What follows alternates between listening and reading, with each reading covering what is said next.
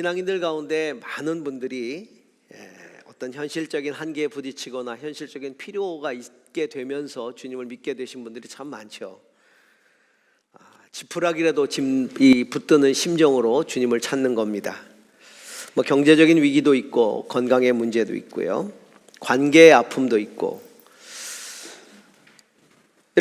이런 상황 속에서 주님을 찾고 의지하고 간절히 기도하고 응답을 경험하게 되면서 이제 믿음이 더 깊어져 가고, 그러면서 이제는 문제나 상황 때문이 아니라 오히려 하나님 그분을 믿고 따르게 되는 경우들이 이제 생겨나게 됩니다.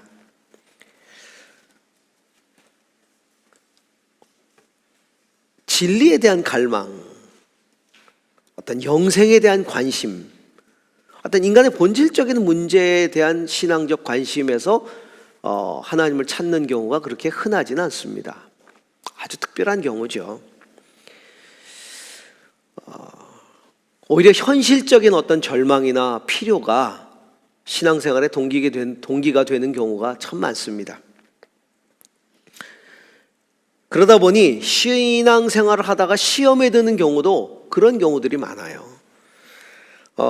현실적인 상황과 맞물려 가지고 내가 주님을 찾고 주님께 그 현실적인 문제를 해결해 달라고 기도했는데 응답이 없습니다. 그러면서 시험에 드는 거죠. 하나님을 부정하기도 하고요. 자, 현실적인 문제와 하나님, 이 상황과 믿음, 어떤 관계가 있을까요?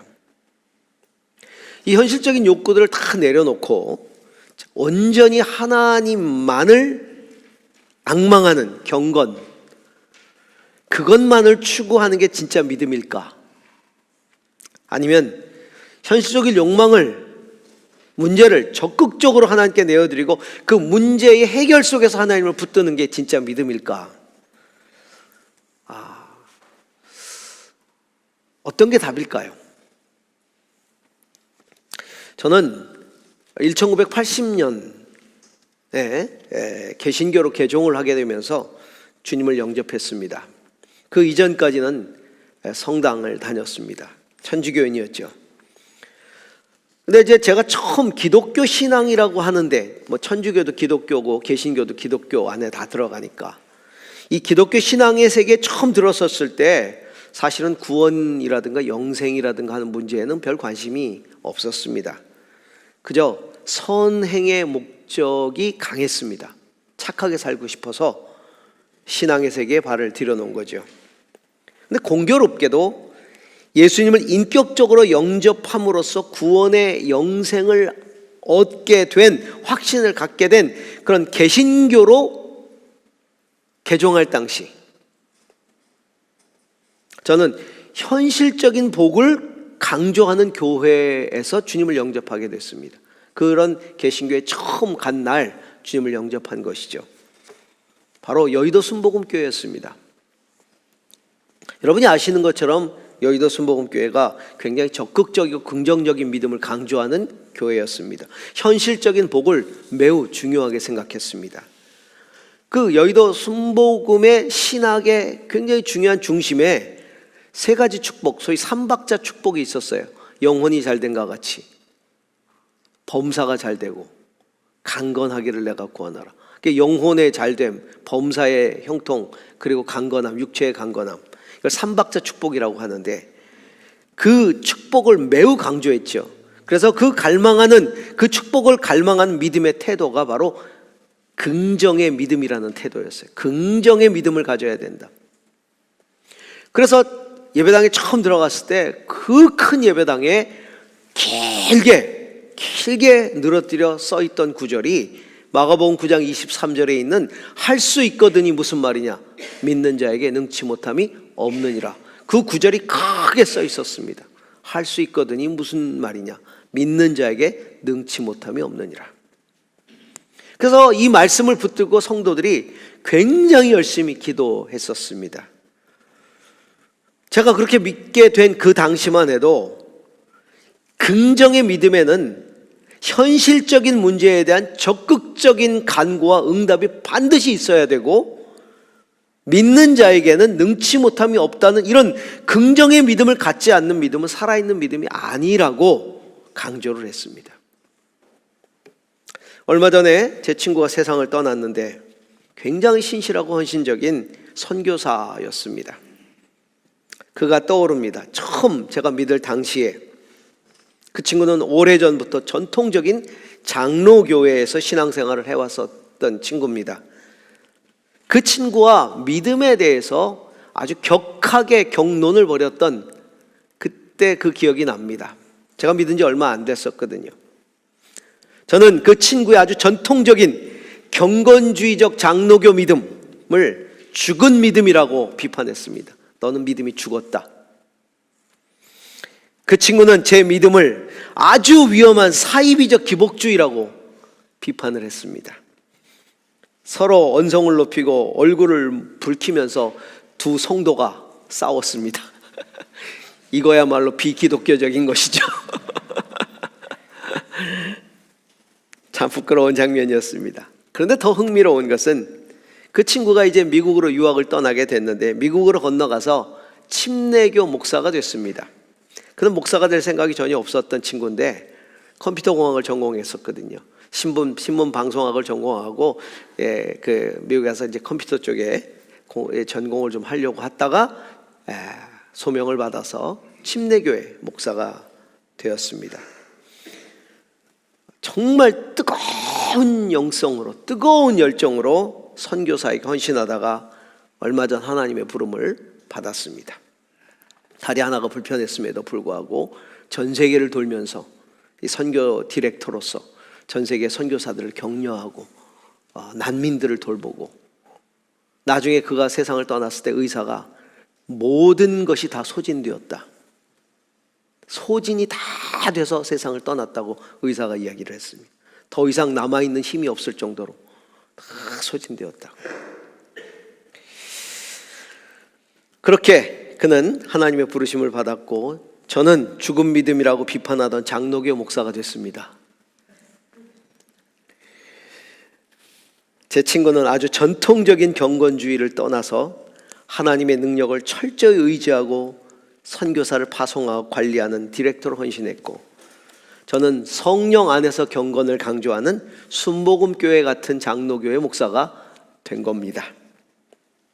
현실의 문제와 경건의 신앙이 접점을 찾았습니다. 현실의 문제를 해결하기 위해서 주님을 붙드는 신앙, 이건 결단코 잘못된 신앙이 아닙니다. 왜냐하면 예수님께서도 얼마나 많은 현실적인 문제를 해결해 주셨습니까? 질병의 문제, 아픔의 문제, 귀신 들림의 문제, 배고픔의 문제. 예수님은 정말 많은 문제들을 해결해 주셨습니다. 실제로 우리가 신앙생활 하면서 현실적인 문제를 하나님께 올려드리고 경험했던 은혜는 차고도 넘칩니다. 오히려 현실적인 문제를 주님께 내어드리지 않는 것 자체가 주님을 무시하는 행위라고 할 수 있죠. 성경에는 이런 현실적인 문제를 하나님이 해결해 주셨던 이야기가 이루 헤아릴 수 없이 많습니다. 성경 이야기가 바로 그 이야기라고 해도 과언이 아닙니다. 저의 삶 가운데도 이런 헤아릴 수 없는 현실적인 문제를 해결해 주신 하나님에 대한 간증이 차고 넘칩니다. 중요한 것은 우리 신앙의 목적이, 궁극적인 목적이 현실적인 문제의 해결에 그쳐서는 안 된다는 겁니다. 내 개인의 욕망이나 현실의 문제 해결을 위한 긍정의 믿음에 머무르지 말아야 된다는 거죠. 더 나아가서 하나님의 나라와 하나님의 의를 구하고 하나님 나라를 이 땅에 이루기 위한 긍정의 믿음으로 나아가야 한다는 겁니다. 할 수 있거든이 무슨 말이냐? 그것은 내 개인의 문제에 있어서만이 아니라 하나님 나라의 의에 적용해야 한다는 것이죠. 그렇다면 우리가 바르게 추구해야 될 긍정의 믿음은 어떤 것일까요? 오늘 말씀이 우리에게 교훈을 줍니다. 오늘 본문은 사라의 믿음에 대한 이야기를 하고 있습니다. 믿음으로 사라는 나이가 지나서 수태할 수 없는 몸이었는데도 임신할 능력을 얻었습니다. 그가 약속하신 분을 신실하신 분으로 생각했기 때문입니다 라고 성경은 말하죠. 수태할 능력이 없음에도 하나님을 믿어서 수태하게 되었다. 현실적으로 불가능함에도 가능함을 믿었던 긍정의 믿음의 모델로 사라가 기록되어 있습니다. 근데 사실 우리가 알고 있는 이 사라에 대한 내용은 창세기에서 보면 조금 다릅니다. 아브라함의 나이 99세였을 때 하나님께서 아브라함에게 그리고 사라에게 오셔서 그 이듬해에 다음 해 아들을 낳을 것이다 이렇게 얘기를 하고 가시죠. 사실 아브라함도 그랬고요, 사라도 그랬고 그 이야기를 처음 들었을 때 웃었습니다. 창세기 17장 17절을 보면 이렇게 기록되어 있습니다.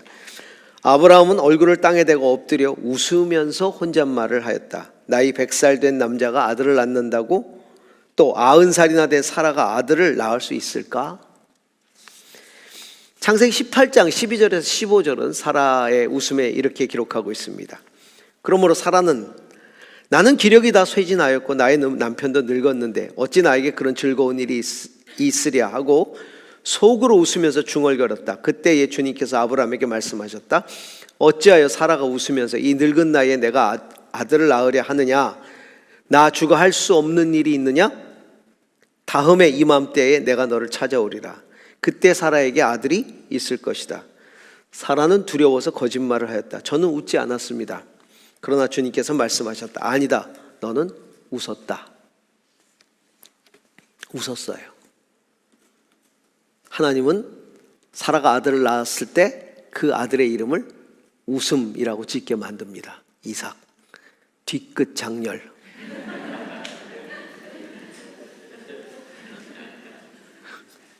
아들 부를 때마다 너는 웃었다. 웃음. 근데 사실은 이게 해학이죠. 해학. 하나님의 유머. 사실은 비웃음을 참 웃음으로 바꾸신 하나님. 그런 의미지만 해학적인 뒤끝이죠. 해학적인 뒤끝입니다. 이런 사라가 어떻게 긍정의 모델이 될 수 있을까요?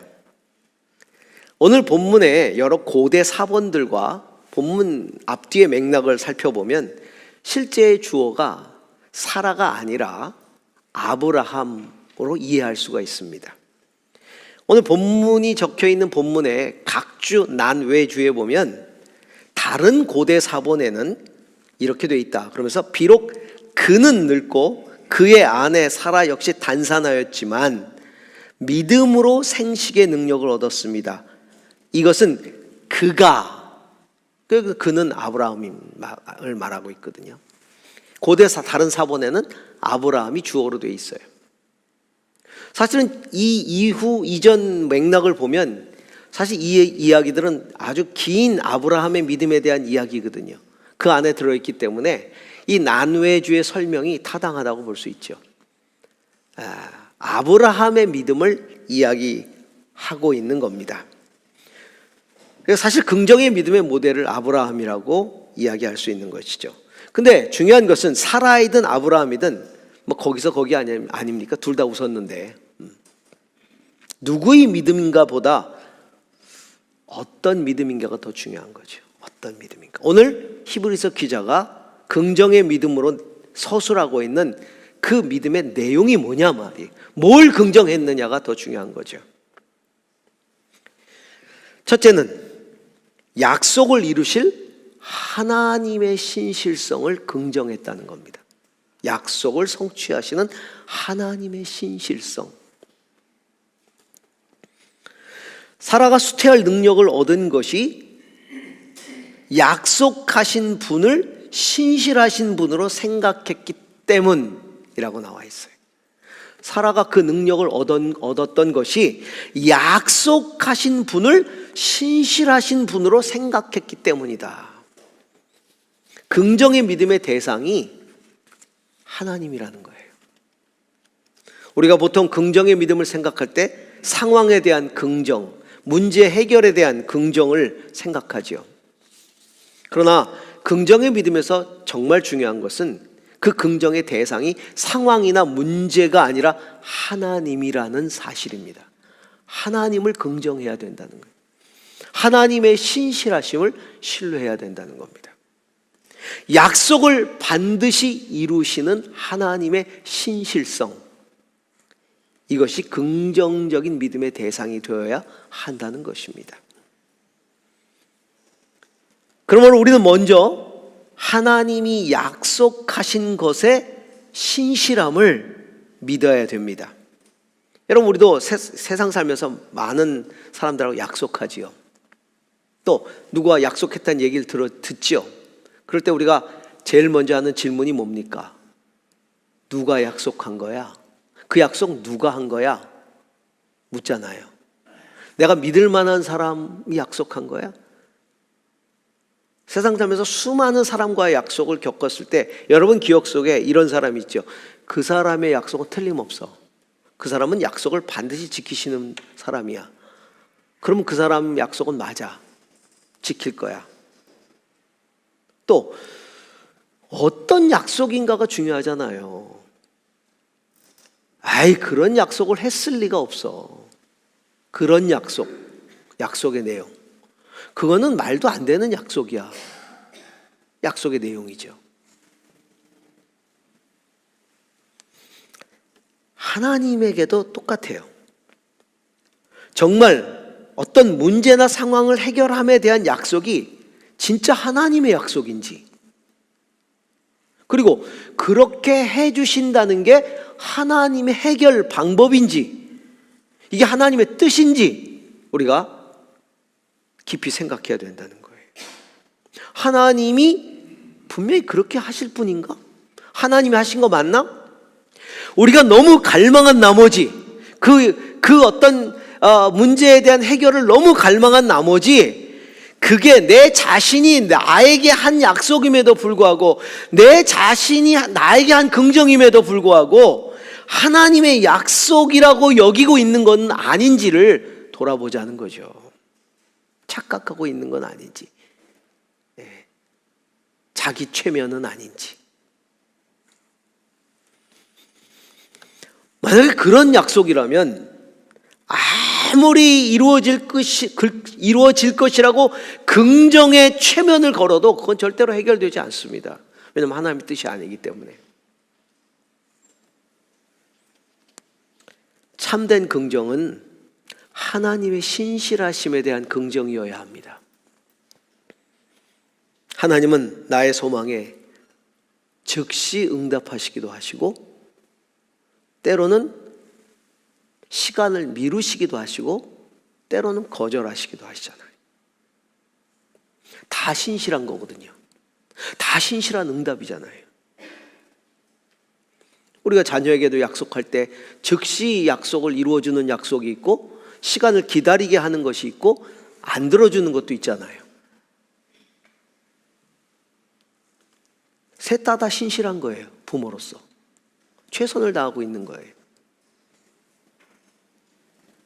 어떤 상황으로 어떻게 응답이 되든지 약속하신 하나님을 신뢰하는 게 중요합니다. 하나님은 아브라함에게 75세에 나타나셔서 처음으로 약속하셨죠. 자손에 대한. 그리고 25년을 끄셨어요. 그리고 가끔 한 번씩 성서학자들에 의하면 10년에 한 번꼴로 나타나셨다. 나타나셔서는 약속을 한 번씩 확인해 주시고 가세요. 왜? 이것이 하나님의 약속이라는 걸 알려주시기 위해서. 주관적인 어떤 생각이 아니라 객관적인 약속이고, 개인적인 약속이 아니라 섭리적인 약속이라는 걸 알게 하시려고 한 번씩 가끔 나타나셔서 확인시켜 주시죠. 문제는 흘러가는 시간이 아브라함과 사라를 속타게 만든다는 거예요. 아무 일도 일어나지 않으면서 계속 흘러가기만 해요. 그게 절망하는 거죠. 가끔 나타나서 하나님은 허황된 꿈을 꾸게 하세요. 예를 들면 10년 만에 약속하신 지 10년 만에 나타나셔가지고 아이 하나가 잉태됐든가 이런 게 아니라 갑자기 10년 만에 나타나셔가는 하늘의 별을 보라. 지금 하나도 없는데. 바다의 모래를 보라. 얼마나 이 황당한 약속입니까? 그런 황당한 약속을 하시는 거예요.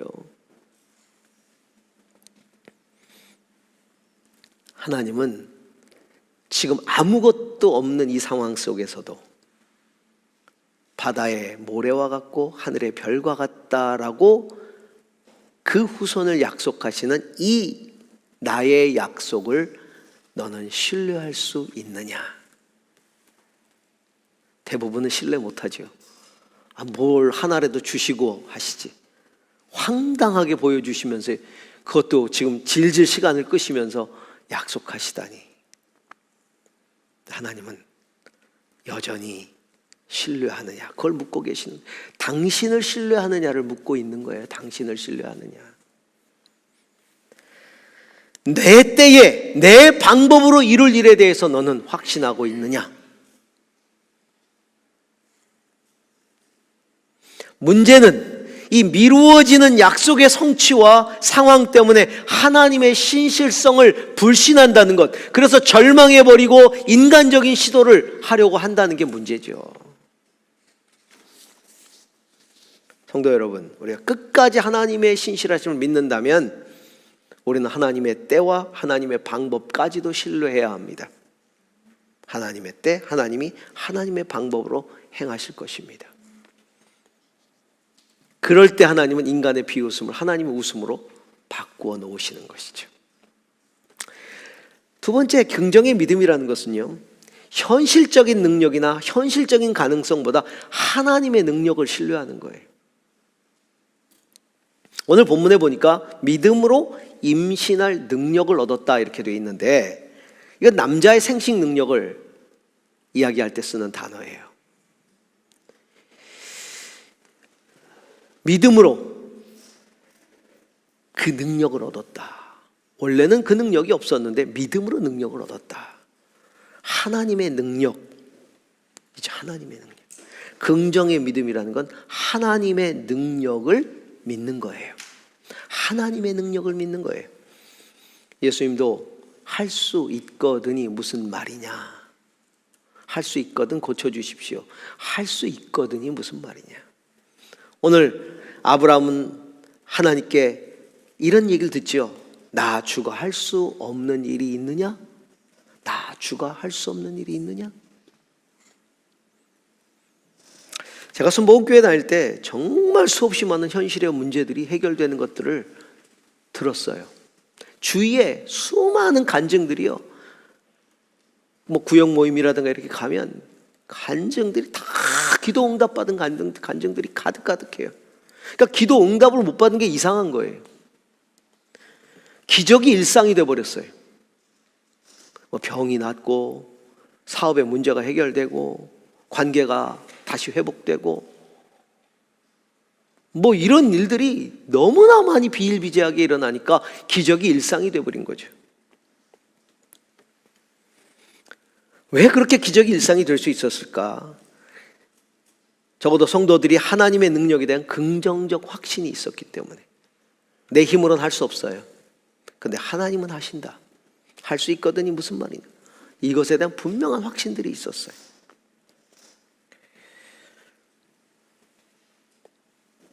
여러분, 우리가 하나님의 뜻을 믿고 기다리는 믿음도 중요하죠. 하나님이 이루어 주실 거야. 하나님의 뜻이라면 정말 이루어 주시겠지. 이렇게 생각하는 건 중요합니다. 그런데 그렇게 생각하고 말하면서 기도하지 않는 것, 하나님이 이루어 주실 텐데 뭐 나는 믿어, 그러면서 기도하지 않아요? 이게 믿음이 좋은 걸까요? 아니에요. 믿음이 없는 겁니다. 믿음이 없는 겁니다. 만약에 그렇게 기다리는 것만이 믿음이라면 하나님이 기도하라고 말씀하시지 않았을 거예요.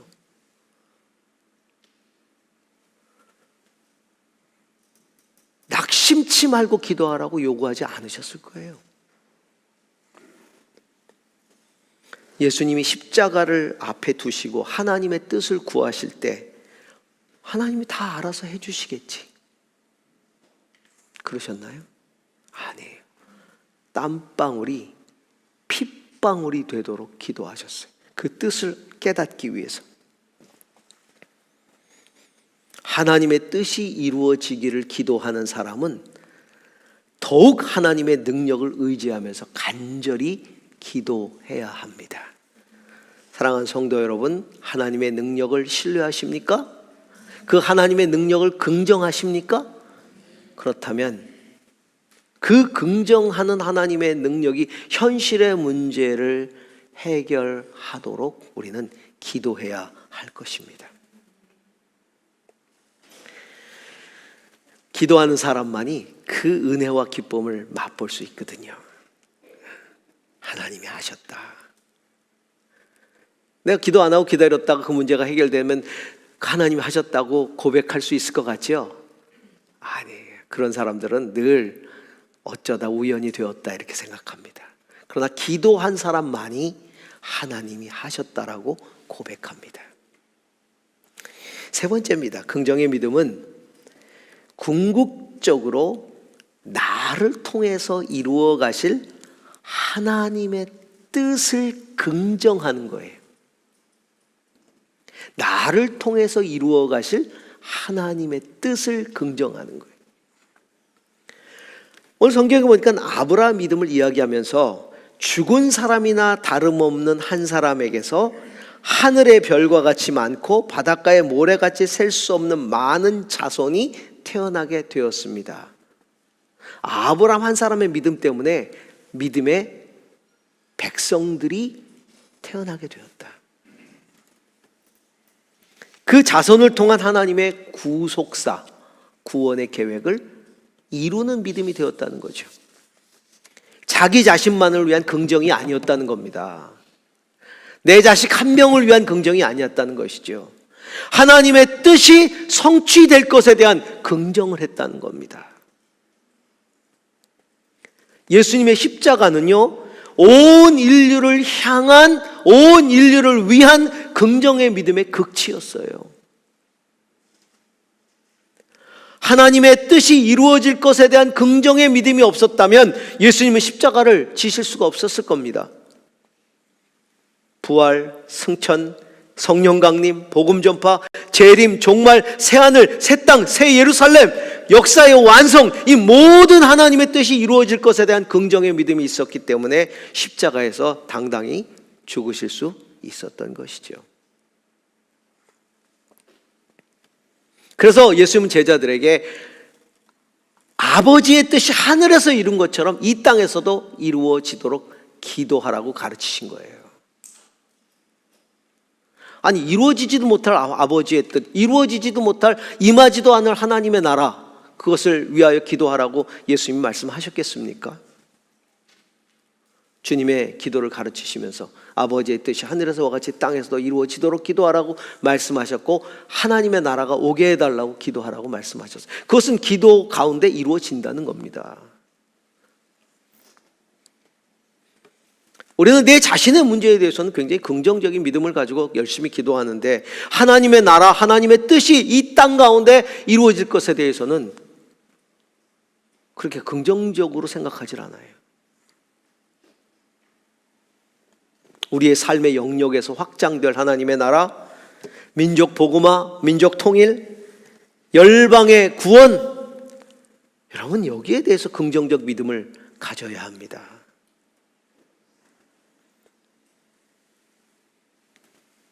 내가 하나님의 뜻을 긍정적으로 수용한다는 것은 하나님의 뜻을 긍정적으로, 하나님의 나라와 하나님의 의에 대한 하나님의 뜻을 내가 긍정적으로 수용한다는 것은, 다른 말로 표현하면 하나님이 나를 통해서 당신의 뜻을 온전히 이룰 것에 대한 확신이에요.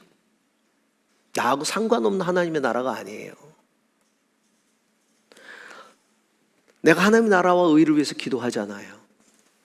하나님의 뜻을 위해서 기도할 때 그것은 뭘 의미합니까? 하나님, 나를 통해 그것을 이루시옵소서. 그걸 기도하는 거예요. 나하고 상관없는 게 아니에요. 그렇게 기도하는 사람을 통해 하나님은 일하세요. 그들을 통해 하나님의 나라를 확장시키시고 하나님의 의를 펼치시고, 그리고 하나님의 나라가 그를 통해 이 땅 가운데 확장되어 가게 하시는 것이죠. 지금까지 그래 오셨고 앞으로도 그렇게 일하실 것입니다. 사랑하는 성도 여러분, 우리 모두가 긍정의 믿음을 가지십시다.